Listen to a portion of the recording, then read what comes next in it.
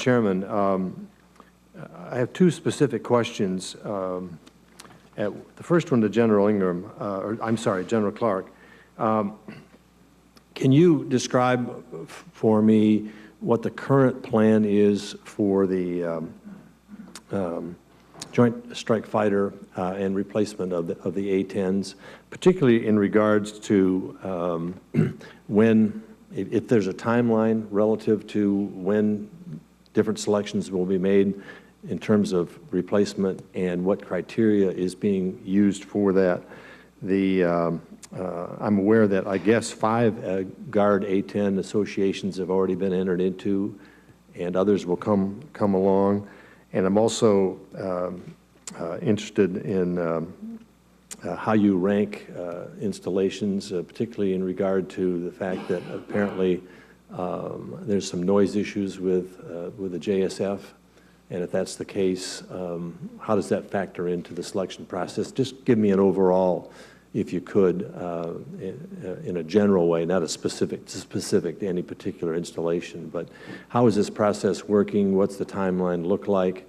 What more do I need to know? We've got a issue in Indiana with that in that regard, and I'd like to be able to give those people some answers. Yes, sir. Colonel Augustine leads a great group of airmen there at Fort Wayne. They have flying A-10s, which is one of my personal favorites, and that's where I grew up in the Air Force, flying the A-10s. And however, they're getting old. They're legacy fighters, and that's why we're talking about Joint Strike Fighters as possible replacement in the combat air forces for the A-10 and other aircraft. The timeline, it shifts to the right because of developmental delays and other things, but we want to get the program right. I know that the Air Force is doing the best it can to get the buy rate on the airplane up, but it's appropriate that all the testing, development, everything for the airplane is matches receiving the aircraft into the force. As far as basing goes, the Air Force has a highly codified process for bases it selects to bed down aircraft. It takes in many factors beyond just location and existing facilities, environmental studies, personnel. There's many things that go into the basing criteria. It's a highly codified process. And that's true for whether it's Joint Strike Fighter, the KC-46 tanker, or any other airplane that the aircraft or the Air Force might procure. Among those, the Air Force looks at all the locations. It doesn't single out any and say you're not in consideration. It'll put them into consideration, and then as it moves up the list, it starts to narrow that list down to the locations, maybe a shorter list, if you will, that it would like to bed down the aircraft. As far as timing goes, it's hard to put a finger on exactly when we would see a full flow of the aircraft coming into either the Air Force, regular Air Force, Air National Guard, or Air Force Reserve. But we're looking at 2020 time frame to really start seeing the bed down process start to pick up in steam, and we'll see the airplanes being replaced out there, the legacy fighters. Good, thank you. I appreciate that. You said 2020? Yes, sir. Roughly?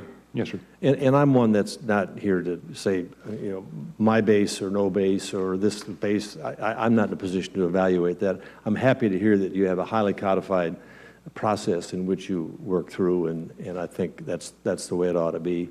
In these times of austerity, we can't afford to play favorites here if it doesn't meet the cost and criteria that's necessary to make the best decisions that we can. So I appreciate that, and happy to have you continue to give us progress reports on where we're going.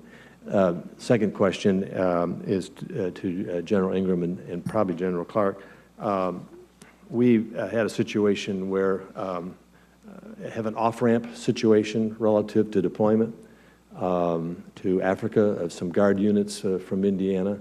It came with short notice, and I think the question here is, again, this is a decision left to the military, shouldn't be politically influenced, but it does affect those who had made decisions relative to the deployment and now have to unmake those decisions, and particularly as it relates to early TRICARE and stabilization, deployment pay, and student aid. Is there some flexibility here in helping those who suddenly now have the orders reversed to be eligible for those programs because they may not meet the specific deadline requirements? And could you address I'm not sure exactly who to direct this to, but. Senator, I'm very familiar with that situation in Indiana. It was a hard decision by the Army to off-ramp those units, and there will be other off-ramps in the future based on the Army's situation this year with OCO funding and having money in different budget items than where it's really needed, as well as the effects of the CR and sequestration. I've spoken with Major General Umbarger on a regular basis about the hardship for those soldiers in those units that were off-ramped with very little notice. And we are providing, the Army National Guard Bureau is providing those soldiers with as much relief as they can get, waivers in some cases. Some things are statutory that can't be waived. Everything that we can do to lessen the impact of that untimely off-ramping are being done for education, tuition assistance. I'm not sure that we can extend TRICARE. That's one of the things that's statutory. But we're working very diligently to assist those soldiers in every way we can. Thank you. And General Clark, do you have any thoughts on that? Well, maybe I'm asking, General Grass, I'm sorry. Yeah. Senator, first let me say that General Umbarger, the Adjutant General of Indiana, he did everything that he could to make everyone aware all the way up through the leadership of the Army that how painful this was for his soldiers and families and employers. And he still today is continuing to make sure that we take care of them. And I had an email this morning from him that the federal financial aid package that had a cutoff a month ago has been extended now for those soldiers that fell in under that off-ramp. Also, I know that General Ingram's staff had worked very closely to extend the TRICARE. The TRICARE orders were cut early, and they've extended that to try to take care of them within the legal bounds that we could work.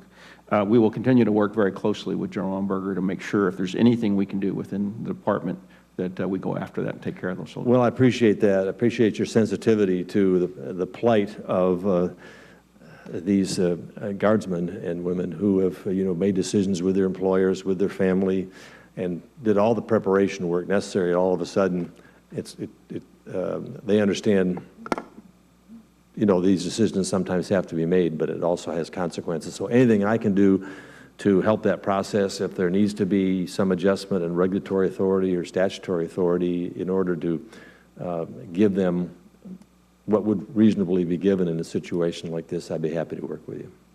And Senator, if I could make one last comment.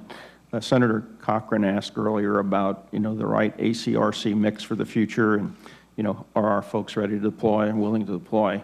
The thing that jumped out at me on this off-ramping of 2 units, the second unit was under 120 days. Here is a force that are traditional citizen soldiers that their biggest concern was they don't have a chance to go fight for their nation. That's pretty powerful. It is. Mr. Chairman, thank you. Thanks, Senator Coates. Senator Mikulski.